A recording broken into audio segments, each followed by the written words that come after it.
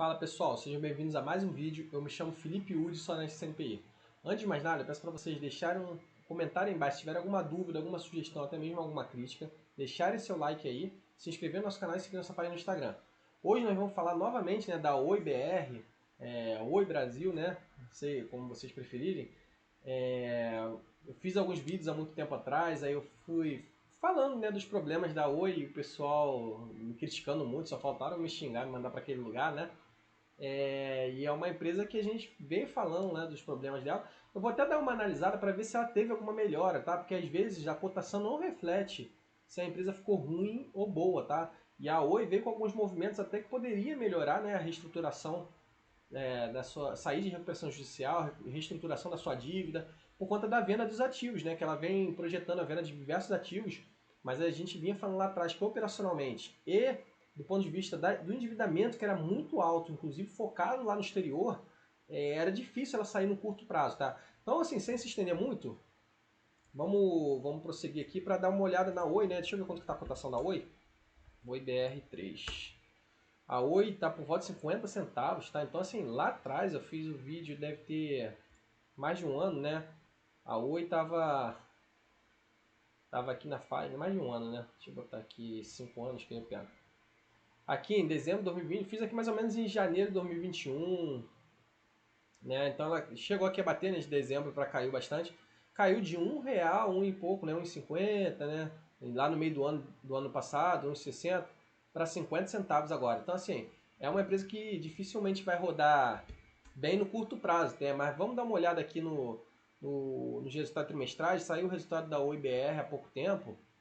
A gente pode ver um pouquinho. O pessoal seguia muito pela essa cotação, pessoal? Deixa eu voltar aqui. A cotação da empresa, Ah, 50 centavos tá muito baratinha, tá? Só que o pessoal tem que olhar também aqui, ó, valor de mercado, tá? Então ela é uma empresa que vale 3,5 bi, tá? Então se você comparar com outras empresas, tá? Empresas de crescimento que tem muita propriedade, deixa eu ver uma aqui agora. A Agro 3, por exemplo, Agro 3, uma empresa do agronegócio, vale menos que a Oi, tá? Então, e é uma empresa com potencial absurdo, tá? Não é a cotação aqui da Agro 3 que diz que se ela é mais cara ou mais barata. É esse valor aqui, tá? Capitalização de mercado. A Agro 3 ela tem menos ações em circulação. Então por que a Oi, tá? Isso aqui o pessoal não entende muito bem. Oi BR3. Por que a Oi caiu aqui, ó, de 80 para esse valor? Na verdade, não é só que a empresa ficou ruim. Tiveram vários eventos acionários, bonificação de ações, desdobramento de ações, pagamento de dividendos. Tudo isso afeta o valor de mercado da companhia, tá? Porque vai tirando caixa da empresa. Mas sem se estender mais, vamos falar aqui dos resultados do segundo tri, de 2022. Vamos olhar primeiro o release de resultados, que a gente consegue dar uma olhada rápida, no release de resultado da Oi, ver se tem algum fato interessante pra gente, Então a gente vê aqui eles falando, aceleração no setor de fibra, 26% da média mensal, nas receitas core, que eles vão focar muito, Deixa eu até abrir aqui o Open Board. Vão focar muito, eles vão vender operação mobile, Vender algumas operações da empresa aí, focar mais em telefonia, focar mais em fibra, Eles até criou uma nova empresa, vai ser uma nova empresa, mas é difícil, uma empresa sair do zero, sendo que ela tem alguns problemas também, para quitar. Mas focando no core dela, parece que ela está rodando bem, 26% de crescimento, 32%. Deixa eu fechar aqui. 33% crescimento acelerado do Core Fibra e Oi Soluções Core, tem algumas soluções aqui, da nova Oi, simplificar o modelo operacional, redução do CAPEX, então a gente vem aqui reduzindo o seu CAPEX, aqui é interessante. Novo perfil de CAPEX também, redução do OPEX, desculpa, operacional. Novo perfil de CAPEX, mais de 80% orientado para suportar o crescimento com oportunidade de eficiência, então a gente está falando que vão ter um CAPEX menor também, Geralmente a empresa de telecom tem muito CAPEX, então impacta bastante, então isso daqui ainda vai pesar um pouquinho, o CAPEX. Fluxo de caixa de entrada no final de 2022 devido à venda dos sites de infraestrutura fixa, Então eles vão ter um fluxo de caixa de projeto, fluxo de caixa de 1 bi positivo. E estrutura de capital, redução de 60% da dívida financeira bruta, Desde o início da recuperação judicial. Mesmo assim, ainda tem um impacto muito grande, a gente vê lá nos juros, Mas, para o longo prazo, a gente vê que a empresa vem se reinventando, mas é um longuíssimo prazo, Aqui está até falando aqui os destaques, O EBITDA deles, olha como que caiu, EBITDA de rotina, 388 milhões contra 1,2 em 2021. Já caiu até em relação ao primeiro tri de 2022. E a receita líquida também caiu, Então, assim, olhando aqui do ponto de vista da receita. A receita até é normal, acho que cair, porque eles estão simplificando, né? Estão botando um novo core. Eles estão falando que o nicho deles está crescendo. Agora, isso aqui é consolidado, né? Mais consolidado. Então, eles ainda não venderam todos os ativos. Então, assim, fica meio distorcido, né? A receita. Agora, esse EBITDA também não é muito bom de acompanhar, né? A gente vê que o EBITDA deles não está rodando muito bem. A margem EBITDA também, ó, apesar de estar positivo, 14%. E aí um prejuízozinho, né? Depois vamos olhar aqui a DRE consolidado, ver o que tem. A dívida realmente caiu bastante, né? De 25 bi para 16 bi.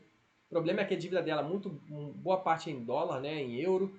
Tem um caixazinho, né? Aqui 5 bi, então acaba diminuindo um pouquinho. Realmente o capex diminuiu consideravelmente, né? Em relação ao anterior, né? De 1,8 bi para 388 milhões. Isso aqui é interessante. Aqui está até consolidado, né? Do ano aqui, 2022. Realmente, a receita, isso aqui eu acho que é no mesmo período, né?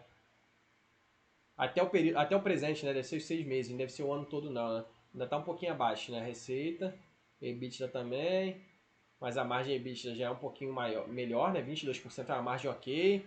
O lucrinho, né, que daria, né, em 2022, esperando os 6 meses. A dívida caiu bastante, isso aqui é um ponto positivo, o caixa um pouquinho maior. E o capex também, ó, reduziu consideravelmente, então isso é interessante. A empresa controlando o capex, diminuindo o endividamento, e no semestre dando lucro, né? Deixa eu ver aqui, isso aqui é no Brasil, né? Não tem muita coisa aqui no Brasil. Vamos ver aqui se tem. Aqui falando do core da empresa, né? Oi Soluções, tem aqui ó, Oi Soluções, que estava ali somado ao core, que vai ser fibra. Então a gente vê que fibra realmente subiu bastante. O legado da empresa ainda tem um legadozinho, telefones públicos e tal, que é relevante. Então a empresa conseguiu crescer aqui nas operações continuadas, né? Quando a gente fala de fibra, somando total não. Somando total teve uma leve quedinha, mas na fibra, que acho que é o principal, crescendo. Então isso é interessante. Descer aqui mais um pouco. Aqui falando por unidade, né? Casas conectadas, então estão crescendo aqui o número de casas conectadas. Aqui falando banda larga, voz fixa ainda tem uma representatividade alta. IPTV ainda é bem pequenininho. Tem o nicho, né? Banda larga e voz fixa crescendo aqui. Ó, Telecom aqui basicamente em linha com a anterior. Oi Soluções, né? Isso aqui não é o principal da empresa. O principal, mas ainda pega um pouquinho, né? Crescer um pouquinho TIC, né? Telecom, infraestrutura de TI como um todo, né? Telecom, mais ou menos em linha. E o que não é core, mais ou menos em linha também. Então, eles ainda estão remodelando, né, suas soluções. A fibra fixa cobre, né? A banda larga de cobre caindo, né? Telefone por cobre também. Isso aqui é normal, eles estão se reestruturando. Interessante, ó, que eles conseguiram reduzir, ó, suas despesas operacionais bem.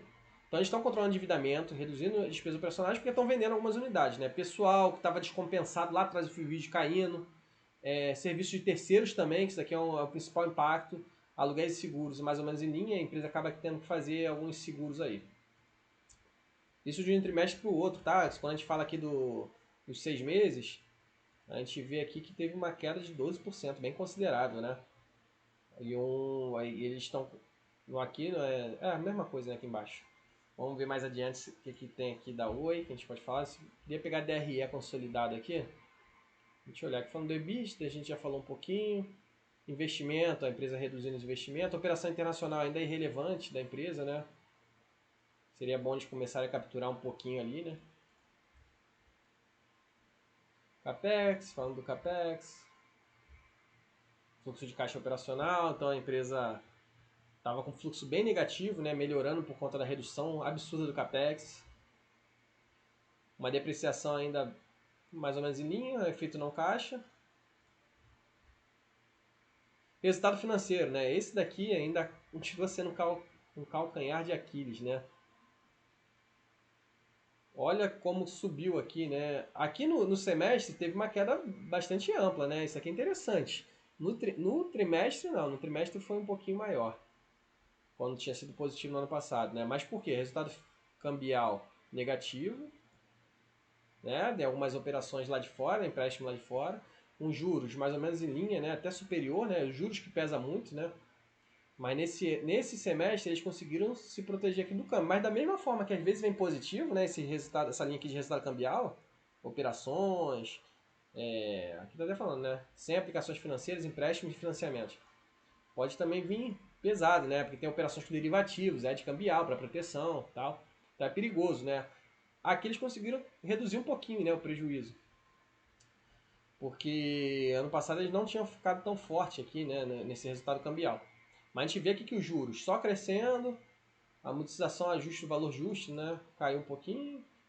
Outras despesas financeiras eles conseguiram controlar, né, talvez porque eles quitaram um pouquinho do endividamento. No trimestre que não foi bom, né, nesse segundo trimestre, né, piorou um pouquinho. Mas no semestre como um todo eles conseguiram melhorar um pouco. Mas a gente vê, né, a magnitude da dívida dela como ainda pesa, né, da Oi. E aí por isso, apesar do sair um monte de notícia aí do prejuízo, né, do trimestre, né, prejuízo aqui, né, ela no semestre ela deu um lucrinho interessante, né, por conta dessa redução do resultado financeiro, um EBIT surpreendente, tá? Provavelmente aqui, ó, bem positivo, 7,8 bi de EBIT, deve ser oriundo aqui da venda. Deixa eu ver se aqui fala, né, de venda de alguma unidade, né, que eles estavam vendendo. Aqui para cima. O resultado operacional acompanhante do resultado financeiro foi comparar. Esse ocorreu principalmente em função dos ganhos com a venda de negócio, de mobilidade e também da Vital. Então é o que eu falei, né? Isso daqui também é não recorrente, mas a gente vê que já teve um impacto bem positivo. Quando a empresa começa a melhorar aqui no EBIT, né? Já vendeu aqui alguma unidade de negócio, a empresa dá um lucrinho interessante, né? Mas ainda é muito longe do ideal, porque tem uma dívida enorme, né? Que falando do endividamento, né? Que falando de negócios aqui que eles estão prestes a fechar, né? Closing. Então isso aqui é aumentar o caixinha dela para 5 bi, mais ou menos. Um EBITDA de 384 milhões.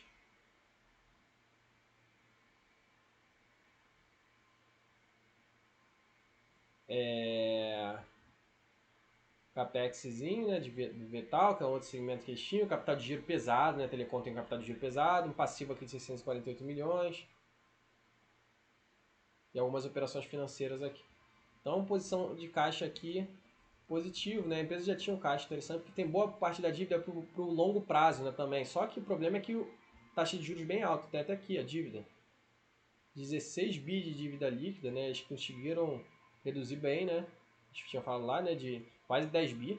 E estava pesando muito mais, né? Boa parte moeda estrangeira, 14 bi, mas eles reduziram um pouquinho também. Eles têm que diminuir mais nessa parte aqui de moeda estrangeira do que moeda nacional. Não só pela quantidade, né? Mas por conta do dólar, que pesa muito. O euro pesa muito mais do que real. Mas eles focando aqui em moeda nacional primeiro, né? A gente vê que tem uma redução aqui de metade moeda nacional. Mas é longo prazo, né? Por isso que eles conseguem, às vezes, ter um lucro operacional positivo. Porque essa dívida pesa mais no resultado financeiro. E o resultado financeiro vem depois do EBITDA, né? A gente vê aqui 20 bi de longo prazo. Eles focaram mais aqui no curto prazo para desafogar a empresa, né? Porque a empresa tem que continuar girando. Então reduziram aqui o curto prazo de maneira acertada, tá? Reduziram de 6,4 bi para 382 milhões. Bem interessante. Aqui, quando a gente viu aqui na posição do caixa, é a mudança no caixa, né, do ponto de vista do regime de caixa, né? O que teve aqui de capex, o que teve de capital de giro, o que impactou do ponto de vista da DFC, né, demonstração de fluxo de caixa. Aqui é quando fala do endividamento todo, tá? Por isso tem essa diferença. Aqui fala um pouquinho da dívida, né? A composição da dívida, o valor justo da dívida. Tem algumas aqui do exterior. Enfim, isso daqui a gente já falou em outro vídeo, acho que não vou estender muito não. Mas assim, de uma maneira geral, vou voltar aqui para minha tela. A Oi, ela teve um resultado interessante, tá? No semestre. No segundo trimestre não foi tão bom, mas no semestre foi bom. Eles estão controlando suas despesas operacionais, coisa que a gente não viu lá atrás. Estão vendendo algumas unidades, né? Tem algumas ainda para ser vendidas, remodelando alguns negócios. Estão conseguindo gerar caixa. E aí também reduziram o endividamento. Isso daí acaba melhorando o seu lucro contábil, o prejuízo, reduzindo o seu prejuízo contábil. Teve um lucro operacional bem forte, mas por conta de venda de unidade de negócio. Então, sim, eu creio agora não acho que esse ano, mas eu acho que ano que vem, se eles conseguirem fazer mais alguma venda aí e subir esse EBIT daí, a gente viu que o do curto prazo, a dívida dela tá começando a se consolidar, controlar, né? Tá desafogando o fluxo de caixa da empresa, porque a dívida está majoritariamente de longo prazo. Eu acho que ano que vem ela tende a sair de recuperação judicial, né? Até cogitaram sair agora. Mas é uma empresa de longo prazo, tá? Que tem capex, tá virando uma nova empresa. Dificilmente vai voltar no patamar lá de preço que a gente viu lá atrás, né? Uma cotação altíssima, mas é uma empresa que hoje, né, como teve uma queda muito forte, eu acho que é uma empresa que tende até ano que vem voltar a se valorizar. Claro que a gente tem estabilidade política agora. Enfim, pessoal, se tiverem alguma dúvida, alguma crítica ou até uma sugestão, comenta embaixo. Até para ajudar também o algoritmo do YouTube a entender que esse vídeo faz sentido de alguma forma. Deixa seu like aí, se inscreve no nosso canal e segue nossa página no Instagram. Os links vão estar na descrição do vídeo. Valeu, forte abraço.